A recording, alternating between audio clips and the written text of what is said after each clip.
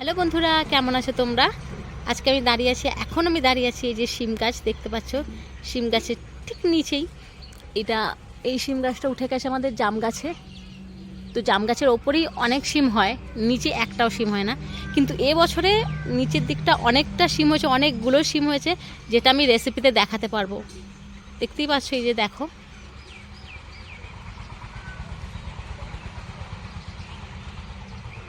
যতগুলো শিম হয়েছে আমার রেসিপি হয়ে যাবে মোটামুটি। এই যে থোকা, তো আমি এগুলো এখন তুলে ফেলবো।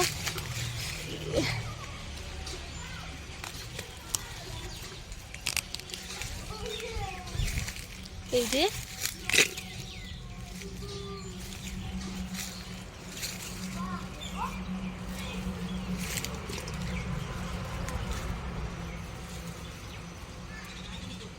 এটা অনেক পুরানো গাছ, কিন্তু নিচের দিকে একটাও শিম হতো না। এবছরে জানি না, লাইফস্টাইল চ্যানেলটা খুলেছি, কুকিং চ্যানেল, আমার এই চ্যানেলের জন্যই শিম হয়েছে নাকি নিচের দিকে, যে আমি একটা রেসিপি দেখাতে পারবো সেজন্য। এই যে ভালোই শিম হয়েছে।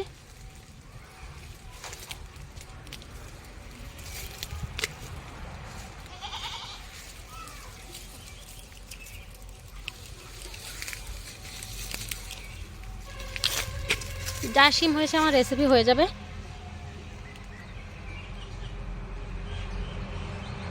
তো দেখা হচ্ছে নিকিতা লাইফস্টাইলের রান্নাঘরে। চলে এসেছি রান্নাঘরে, একদম শিম ধুয়ে টুকরো করে নিয়েছি, কেটে দেখতেই পাচ্ছ এই এরকম টুকরো করে নিয়েছি। এবার আমি বলছি কি করব আজকে রান্না। শিম বাদাম করব, তার জন্য এটা পুরো একদম নিরামিষ রান্না। এই যে শিম টুকরো টুকরো করে কেটে নিয়েছি, এখানে আছে বাদাম বাটা, এখানে আছে আদা থেতো, টমেটো কুচি, এখানে একটা একটা তেজপাতা টুকরো করে রাখছি, একটা শুকনো লঙ্কা আর 5 ফোড়ন। আর এখানে আছে লবণ, জিরে গুঁড়ো, ধনে গুঁড়ো, হলুদ গুঁড়ো, কাশ্মীরি লঙ্কার গুঁড়ো, গরম মশলার গুঁড়ো, আর হচ্ছে রেড চিলি গুঁড়ো মানে লঙ্কার গুঁড়ো, তেল আর জল তো আছেই। চলো না আগে গ্যাসটা অন করে নিই। আমি কড়াই বসিয়ে নিয়েছি, এটা পুরো একদম নিরামিষ রান্না। কড়াইটা গরম হলে আমি তেলটা দেব। কড়াই গরম হয়ে গেছে, এবার আমি তেলটা দিয়ে দেব। তেলটা গরম হলে আমি শিমের টুকরোগুলো দেব। তেল গরম হয়ে গেছে, এবার আমি শিমের টুকরোগুলো দিয়ে দেব।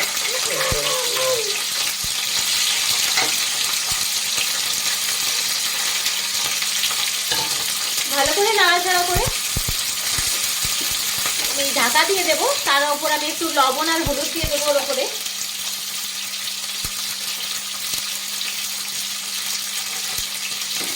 দিয়ে আমি ঢাকা দিয়ে দেবো। শিমটা বেশ ভাজা ভাজা হয়ে গেছে, এবার আমি তুলে নেব শিমটা। শিমগুলো সব তুলে নেব। শিমগুলো সব তুলে নিয়েছি, এবার আমি এর মধ্যে তেজপাতা, লঙ্কাটা, শুকনো লঙ্কা আর 5 ফোড়নটা দিয়ে দেব। বেশ ভাজা ভাজা হয়ে গেলে আমি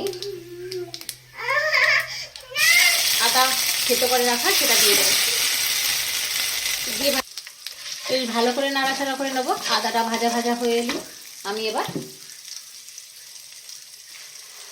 বাদাম বাটাটা দিয়ে দেবো।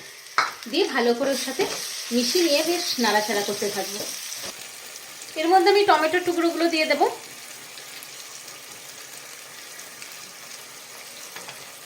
দিয়ে ভালো করে মিশিয়ে নেব। বাদামটা খুব ভালোভাবে ভাজতে হবে, বাদাম বাটাটা আমি লো ফ্লেমে করে দিলাম।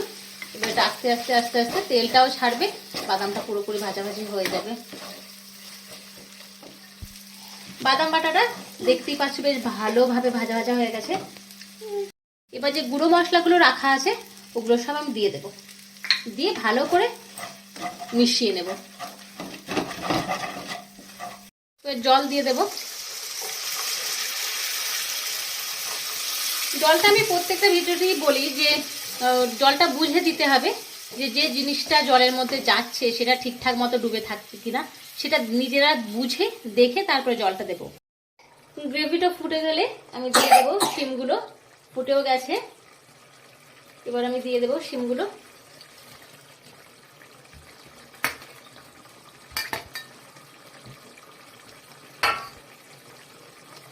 ভালো করে গ্রেভির সাথে মিশিয়ে নেব।